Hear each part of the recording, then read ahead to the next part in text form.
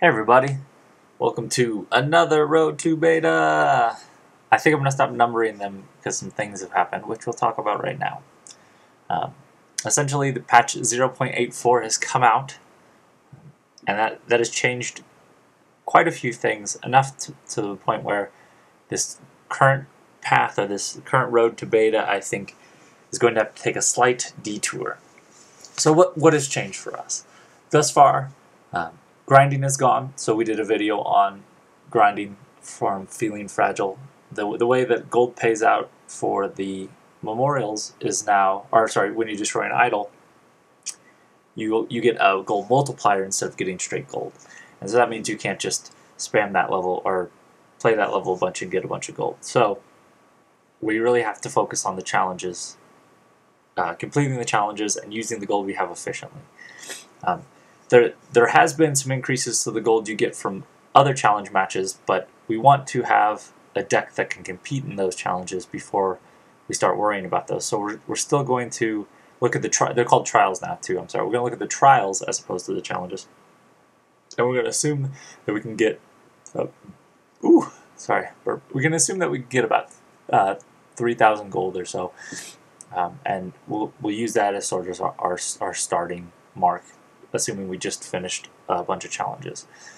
But additionally, we've also found out that the precons that we've been looking at are going to either be changed slightly or changed completely. We're not quite sure. So some of the deck lists we have thus far are probably going to either be invalid or they're going to be different, so you can't just refer to them. And then I've looked over the videos that I've had left to post after seeing that the patch was up, and I think that probably everything I was going to say in those is either irrelevant or it's changed slightly. So just starting fresh, what do we know? Where does this put us? Essentially, we know that the scrolls are going to be the same. We know about three things. The first, scrolls are more or less going to not change. Maybe some rarity tweaks or maybe some small tweaks, but we've got what we've got, and beta is going to come with the scroll. We still know that the trials are going to probably be the best way to get gold, and again, that's probably going to leave us with about 3,000 gold before we can, just using the pre-constructed decks, whatever they happen to be, we could probably end up getting about 3 grand out of the trials. We also know that the store is going to more or less look like this, and that's where we're going to start this video, is looking at the store. One of the final changes that we know from the beta is that there's going to be an additional currency called shards. Now this is the inclusion of microtransactions in the game. Typically, historically, I've not been a fan of microtransactions. Just honestly, I don't think they've been done well in a lot of those little games where you buy energy or whatever nonsense it is. But that said, I'm actually quite a fan of the shard system here, and probably if I'm going to make my first microtransaction, it's probably going to be in scrolls.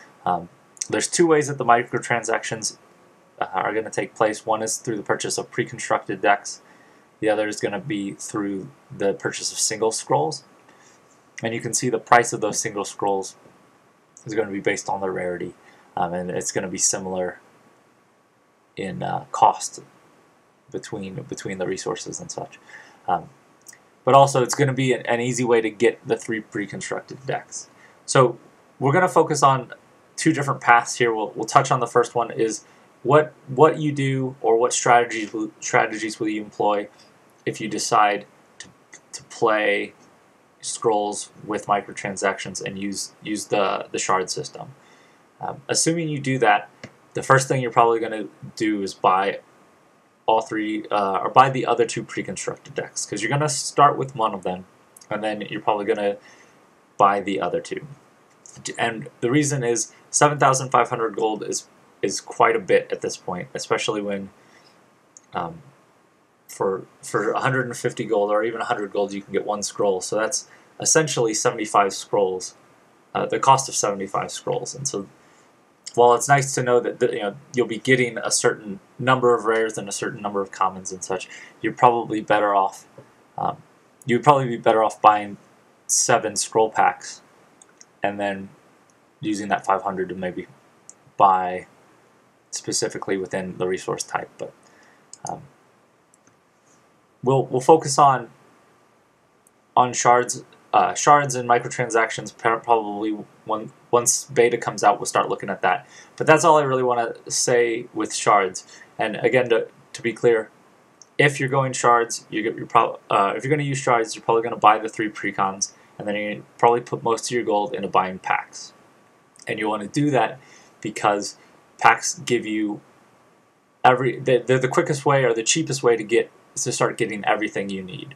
And then as you start to get to 80% or 90% of all the scrolls that you have collected, you might start focusing on a resource type that you're missing. But if you want to sort of get a holistic approach, that's the shards will be where you want to start. For those of you that don't want to look into shards and don't want to use the microtransactions, that's fine. That's totally possible. What that means for you, though, is that you're probably going to have to focus on one resource type. So that'll be whatever pre-constructed deck that you end up with. Or I assume you'll be able to pick which pre-constructed deck you start with, but I don't know that. With that in mind, I'm going to do a little rundown for those who don't know to try and maybe help make up your mind for what pre-constructed deck type you want. And then we'll go into, once you've selected that type, you're going to focus on building for that one resource or buying scrolls for that one resource. So energy, if you're going to play energy, you're going to be a control deck, and it's going to be probably a little bit harder to build and a little bit harder to play. But you're going to have a lot of explosions. It's going to be the artwork's really good. I think flavor-wise, energy is my favorite. I've just never been a big control player, and by that I mean, dealing damage to your opponent's creatures and through direct damage and sort of going for a long game strategy. Energy has typically been the resource type that wants to make it to the later turns so it can play out its big threats. If you're going to go growth, though, growth is pretty straightforward. You got wolves that attack. You want to try and maximize your damage and then capitalize on those few utility spells that they have. And those utility spells include, fertile soil to draw some extra scrolls, to capitalize on that quake to deal some damage, to control the board when necessary. Really, those are the big ones. But it's about putting creatures on the board and just maximizing your damage.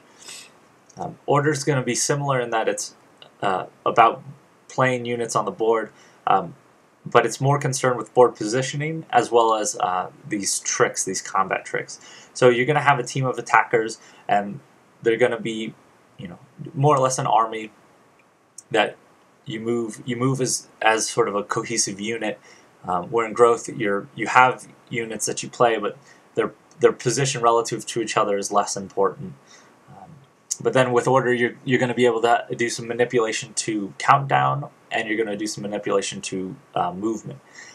They have things like pother and flip and transposition that change where your units go, or where your opponent's units go.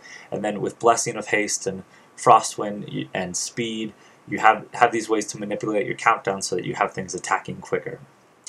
It's a little bit trickier to play than growth, but it's definitely a very powerful deck. And one more thing about energy is is probably the one resource type that's going to focus more on structures. So if you want to capitalize on using the lobber and the cannons and catapults and all the destroyer, catapult, goo, that's the resource type for you. There's a lot of machines in energy, and you can tell that from that cog, that resource type. So now that might help make your decision for what resource type to play. But when you want to build a deck, it's going to come down to prioritizing scrolls. And I've done something for you. I don't know if you guys are going to care or not, but I've made this little spreadsheet. I'll post a link to this. And essentially, I've rated every scroll in the game, and I've done it based off of how I would rate them. Oh, going to lose everything here. So how I would rate them if I was building a monocolor deck. So this is just the assumption of if I was going to build this deck, these are the scrolls I would make it. And so this rating system, you can see here, anything that's a 5, 5s are going to be, you want 3 of them in any mono order deck. So this is order we're looking at. These here, you're going to want 3 of them in any mono order deck you play, more or less. And this is my personal opinion, but I think these are the core scrolls that as soon as you can, you want those. And you can see I've sorted this here by first by the rating, then by the rarity, and then it's alphabetical. But you can see, so these are the top commons you're looking for. You're looking for Ducal Infantry, all the Ducal guys. And then the top uncommons, you're looking for the Blessing of Haste, the Royal Skirmisher, the Royal Spearman. And so these are your 5s. You can see you want 3 of these.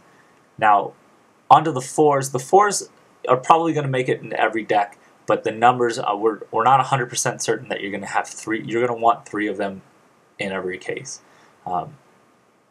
It doesn't mean if you have 3 of them that you shouldn't play them at first, especially if you have some of these other scrolls in there, but I think you're going to want to focus on maximizing these, but once you have all the scrolls possible, it may be that you don't end up playing a full set of those. Now the 3s, you can play these. I wouldn't question you having 3 of them, but I'm going to say that they're not automatic inclusions. Like if you didn't have it in there, I wouldn't think that you were wouldn't think that you're making any huge mistake or losing out on anything huge by not having these in there. Definitely worth playing. Definitely I think should probably have a presence, at least some of them, but you only get 50 scrolls in a deck, and you want to maximize your utility, so some stuff has to make a cut. The 2s, I would say, if you're playing these, it's going to be for a specific reason. And what I mean by that is that there's specifically like purification. If you know that you're always losing to enchantments, or you're always losing to enchantments that get played on you or against or on your opponent's creatures, then that's when you start adding purification to the deck. Or if you know that you need more countdown manipulation, then Thought Trap is what's there for you. So if you automatically had these in your deck, I would question them in that I would say, why are these in there? And if you don't have a good reason for these to be in there, then I would say that they probably don't need to make the cut. Now these last few are scrolls I don't think I would play in a mono deck. It's going to be obviously the memorials, because there's no value in getting other resource types if you're in a mono-color deck, but which obviously there's values to those in other decks, but in the mono decks, I would say these scrolls probably don't make the cut for me, and I can't think of a reason why you would want to play them. So that's why they're ranked number 1.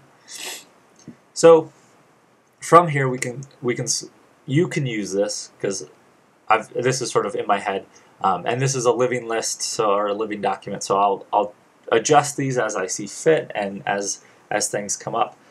You can use these to use these lists to help yourself when you get new scrolls, to sort of assess the value of them, if you want sort of my take on it. And I've done that for growth as well. You can see one thing you can notice is there's fewer 4s, and I think this is kind of interesting.